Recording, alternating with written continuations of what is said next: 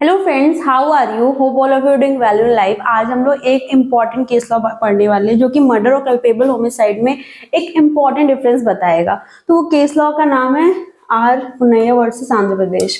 देखिए, इसका डिसीजन आया था 1976 में। इससे पहले हमने एक केस लॉ पढ़ा जिसका नाम था रेग वर्सेस गोविंदा। तो हमने एक केस लॉ पढ़ा था रेग वर्सेस गोविंदा, उसमें भी यही सेम डिफरेंस पता चला था मर्डर एंड कल्पेबल होमिसाइड का।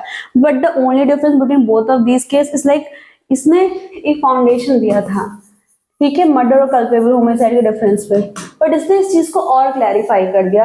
तो ये जो कहानी है, मतलब ये जो केस हुआ है, ये एक आंध्र प्रदेश के एक छोटे से गांव में हुआ है। तो वहां पर जैसे कि दो पॉलिटिकल राइवलरी, लोगों के बीच दुश्मनी होती, दो गटों के बीच।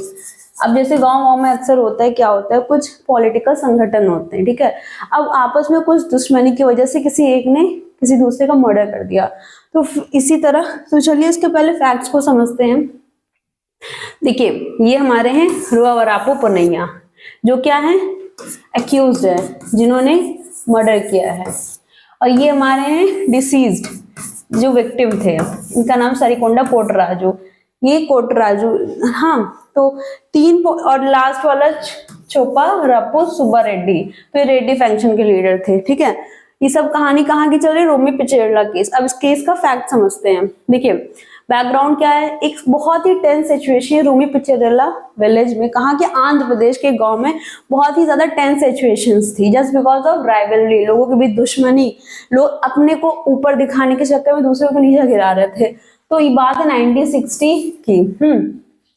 देखिए, कास्ट बेस्ड पॉलिटिक्स बहुत चल रहा था। Community loyalty, local dominance and rivalry between influence group, ये तीन फैक्शन थे, तीन संगठन थे, एक रेड्डी फैक्शन, कम्मा फैक्शन, पुट्टराजू फैक्शन। और दुश्मनी किसमें थी?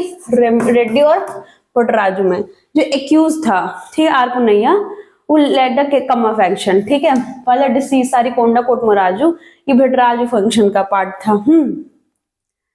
देखिए, उनकी कोई पर्सनल दुश्मनी नहीं थी, ये बहुत ही लंबे समय चलता वो पॉलिटिकल स्ट्रगल था। लोग सत्ता में विजय पाने के लिए एक दूसरे को से दुश्मनी मोल ले रहे थे।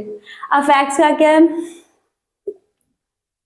ये इंपॉर्टेंट केस लॉ क्यों है? क्योंकि इसको आज भी एज अ, हम लोग वो लेते हैं एज अ रेफरेंस इस केस को हमारे फ्यूचर के केसेस में, जस्ट बिकॉज इसमें जो सर्कमस्टांसेस होते हैं बहुत ही क्लैरिफाई, थ्री स्टेजेस को डिपेंड, मतलब three stages of difference between murder culpable homicide को डिफरेंस करती है। देखिए, as we all know, section 300 that is 101 murder,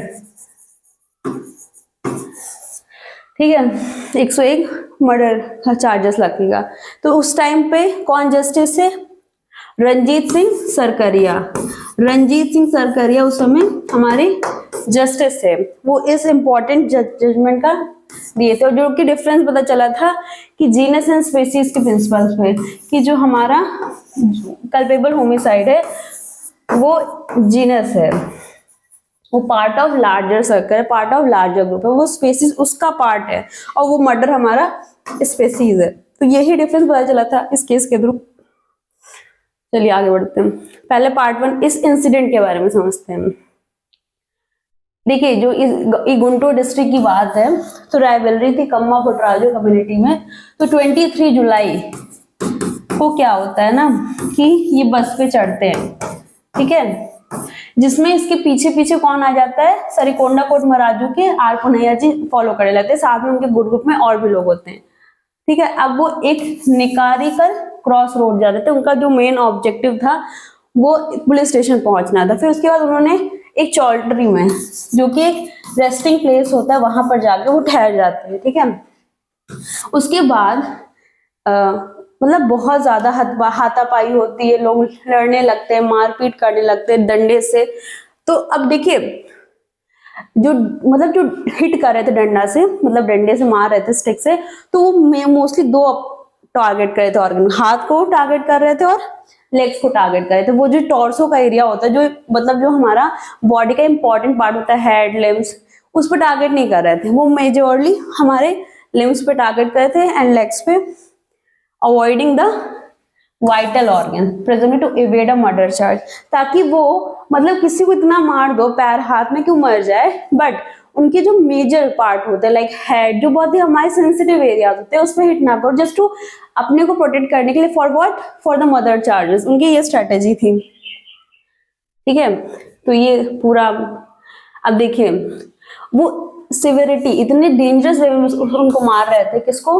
हमारे भुट्टराजू जी को, कि 19 डिस्टिंक्ट एक्सटर्नल इंजरीज लगी थी, बहुत सारे फ्रैक्चर्स हुए थे और डिसलोकेशंस हुए थे, ठीक है। The assailants continued the assault even after the victim became, मतलब जब वो पूरा भुट्टराजू जी हमारे पूरा मतलब अपना कॉन्शियस ही खो दिए तब तक वो उनको हिट कर रहे थे लगातार। आप देख सकते हैं कितनी ग्रेविटी के साथ मारा जा रहा था। फिर उनको तुरंत कहाँ ले गया Guntur hospital, where he eventually succumbed to his injuries the following morning. तो दूसरी मतलब जब उनका मतलब इलाज होता है तो किसी तरह 23 को इंसिडेंट होता है और 24 को उनको डेड घोषित कर दिया जाता है कि उनकी मृत्यु हो गई। अब देखिए मेडिकल एविडेंसेस से पोस्टमार्टम हुआ, देखिए जो भी मेडिकल एविडेंसेस जो कि ट्रायल के दौरान प्रस्तुत किए गए थे, मतलब जो उनको रिफ्लेक्ट किए गए थे कोर्ट में, मतलब कोर्ट में जो डाले गए थे जितने मेडिकल एविडेंसेस थे, वो रीजन क्या था डेथ का? वो शॉक एंड हेमोरेजिया। इतना ज्यादा ब्लड लॉस हुआ और इतना शॉक हुआ कि नॉर्मल इंसान उसको वहन ही मतलब उसको वो नहीं कर सकता, ठीक है। अब मेडिकल ऑफिसर्स ने that while no single injury was sufficient to cause death individually, मतलब हमारे जो मेडिकल ऑफिसर्स ने ये कंक्लूजन दिया कि कोई भी सिंगल इंजरी इतनी सफिशिएंट नहीं थी जिसकी वजह से मौत हो जाए ऑन द नॉर्मल केसेस। मतलब जब कोई भी मतलब नॉर्मल सर्कमस्टेंसेस पे इस इंजरी पे डेथ नहीं हो सकती, but the cumulative effect of the injuries, जो इन पूरी इंजरीज का कम्युलेटिव सम मतलब सबको जोड़ के वो सफिशिएंट होगा इन the ordinary case of nature. देखिए कितना बढ़िया स्टेटमेंट है। The medical officer testified. Wait. The medical officer testified that while no single injury was sufficient to cause death individually, मतलब कोई भी जो मेडिकल मतलब जो इंजरी हुई है वो सफिशिएंट नहीं है ऑर्डिनरी कोर्स में डेथ कॉज करने के लिए, बट जो उनका कम्युलेटिव इफेक्ट है जब उनको सम अप किया जाएगा वो इंजरीज इतनी सफिशिएंट थी to cause death in the ordinary course of nature. This medical finding became a critical pivot in the Supreme Court analysis. तो सुप्रीम कोर्ट के लिए बहुत इंपॉर्टेंट एविडेंस बनता है जिस बेसिस पे इन पे बहुत इंपॉर्टेंट चार्ज लगाया जाता है मर्डर का। अब मैं आपको पूरा पिक्टोग्राफिकल वे में समझाती हूँ। रोमी पिछड़ेला गांव का ये केस है। सबसे पहले वो बस पे चढ़ते हैं हमारे कौन? एक्यूज भी चढ़ते हैं और डिसीज भी चढ़ते हैं। एक्यूज कौन है हमारा? आर पुनैया और भुट्टराजू जी हमारे, तो उनको साथ में बहुत लोग फॉलो करने लगते हैं, ठीक है। फिर बस कहाँ पे उतरती है? नेका करिकल क्रॉस रोड में, ठीक है। फिर साथ में उनको वो भी फॉलो करने लगते हैं जो उनके टीममेट्स होते हैं। फिर विक्टिम पुलिस स्टेशन जाता है, फिर एक्यूज इनको फिर वो कहीं पर ठहर जाते हैं चौल्ट्री में, जैसे कि धर्मशाला टाइप के प्लेसेस में, तो वहां पर भी उनको फॉलो करने लगते हैं, ठीक है। देन कुछ सारे हैवी स्टिक्स होते हैं, फिर उनको मिलके भुट्टराजू जी को सब लोग मारने लगते हैं मिलके। तो 4 जो उनके ग्रुप में होते हैं, जो विक्टिम होता है मतलब हम भुट्टराजू जी उनसे हाथ जोड़ के प्रार्थना करते हैं कि मुझे माफ कर दो, मेरी कोई ऐसी गलती नहीं, मुझे मार कर मुझे बख्श दो। उन्होंने बहुत रिक्वेस्ट की बट स्टिल वो बार बार उनको ब्रूटली असॉल्ट कर रहे थे। अब इसका रिजल्ट क्या हुआ? इनको दूसरे दिन 24 जुलाई को हॉस्पिटल में डेड घोषित कर दिया कि उनको वहीं पर काफी ब्रूटली इनको पीटा गया जिस वजह से इनकी डेथ हो गई। तो जब इनका पोस्टमार्टम करके डॉक्टर सरोजनी आए तो पता चलता है कि इनकी बहुत ही ग्रेव हेमोरेजिया मतलब ब्लड लॉस की वजह से इनकी डेथ हो गई।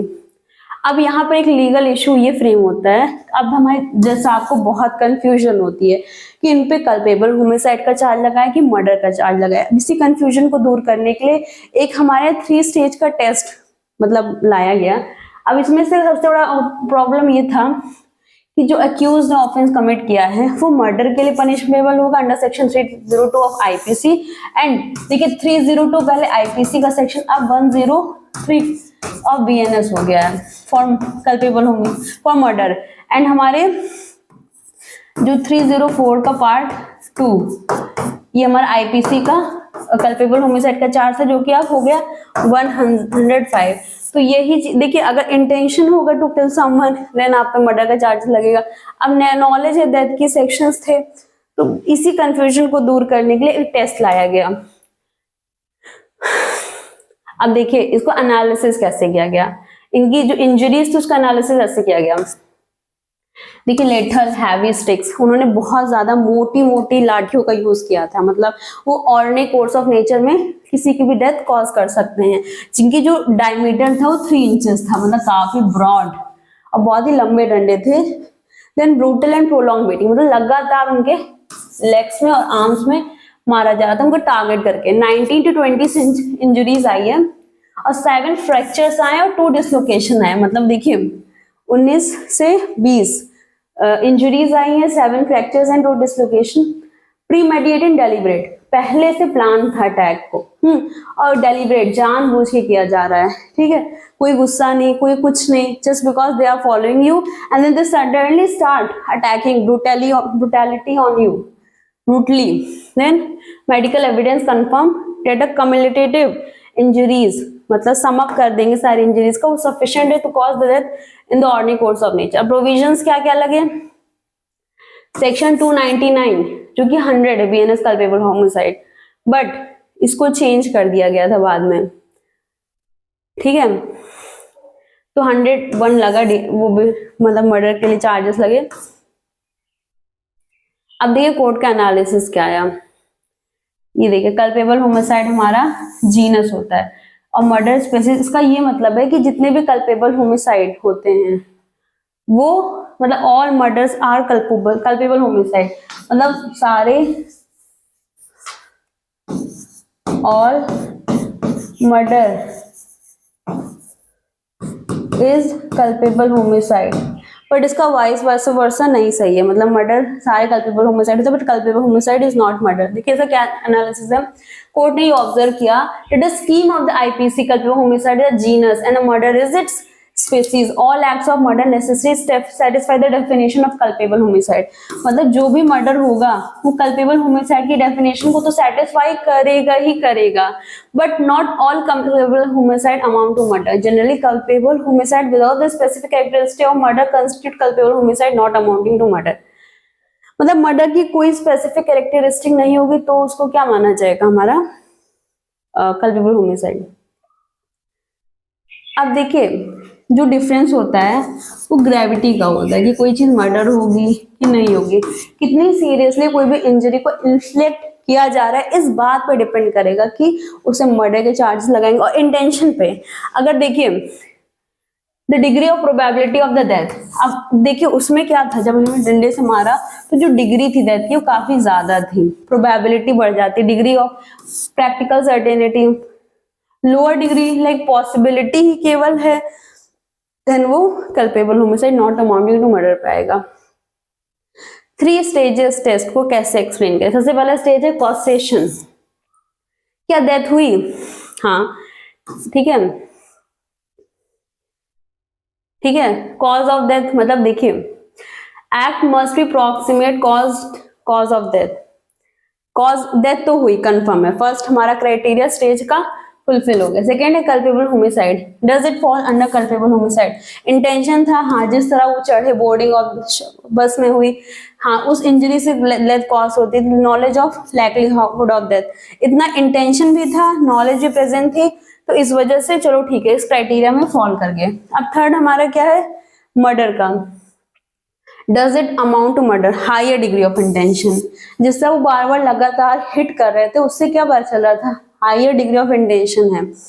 अब सेक्शन 300 क्लॉज हम सारा सेक्शन चेक करेंगे। देखिए culpable homicide not amounting to murder falls at 3 stage, वो 3 स्टेज में फेल कर जाएगा, मतलब जो ये और ये स्टेज फॉल कर लेगा देन वो कल्पेबल होमिसाइड आएगा, बट जो ये वाला स्टेज फॉल कंप्लीट करेगा वो हमारा मर्डर के लिए आ जाएगा। तो ये 3 डिग्री सेल्फ, मतलब देखिए क्या होता है ना, low degree, medium degree, high degree, अगर लो डिग्री होगी तो कॉसेशन का चार्ज लगेगा, ठीक है, हायर डिग्री होगी, मीडियम की होगी तो culpable homicide not amounting to murder, higher degree होगी देन, ये हमारा 3 टेस्ट था, ठीक है। इसके बाद रीड कर लीजिएगा। अब देखिए हाई कोर्ट ने इसको 304 पार्ट 2 दैट इज 105 पे culpable homicide not amount to murder पे चार्ज लगा के इसे पनिशमेंट दी थी, बट इसको सुप्रीम कोर्ट ने इस डिसीजन को कम्प्लीटली चेंज कर लिया ड्यू टू वाइटल ऑर्गन्स को अवॉइड किया गया था। सैवेज मैनर ऑफ एग्जीक्यूशन, उसको जिस बेरहमी से पीटा गया था और जिस हैवी वेपन्स का यूज किया गया था वो यूजुअली क्लियरली इंडिकेट कर रहे थे कि injuries were sufficient to cause death in the ordinary course of nature. ये डिटरमाइन करने बाद सुप्रीम कोर्ट ने मर्डर के चार्ज लगा के पनिशमेंट दिया।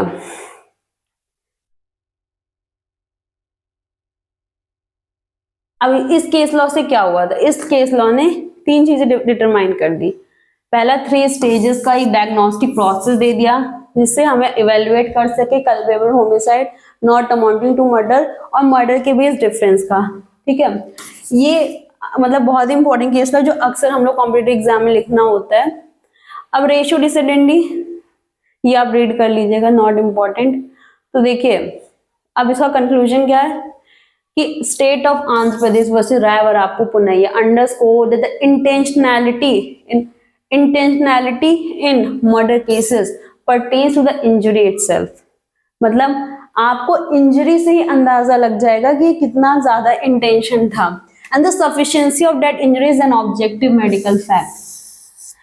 मतलब sufficiency of that injury is an objective medical fact.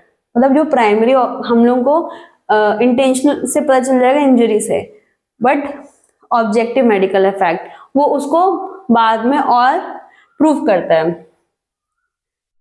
अब intent, knowledge and medical probability कि इस केस ये इंश्योर करता है ये बहुत ही ब्रूटल था, प्रीमेडिएटेड था, जिस वजह से इस पे चार्जेस लगे मर्डर के।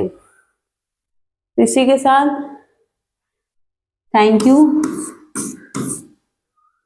सॉरी।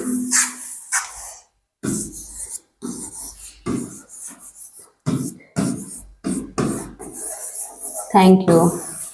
इसकी नोट्स आपको डिस्क्रिप्शन बॉक्स में मिल जाएगी। और ये बहुत इंपॉर्टेंट केस है, अगर आप कभी भी जैसे सेमेस्टर एग्जाम्स हो जाए कोई भी एग्जाम हो, इस केस को, पहला केस जो हमारा सबसे इंपॉर्टेंट है R Govinda, Reg versus Govinda, and हमारा ये आर पुनैया वर्सेस आंध्र प्रदेश, ये केस लॉ जरूर आपको लिखना चाहिए। काफी अच्छा मार्क्स आपको मिलेगा। ठीक है, तो इसी के साथ I just want to end this lecture. Till then stay tuned, stay connected, stay happy, bye bye.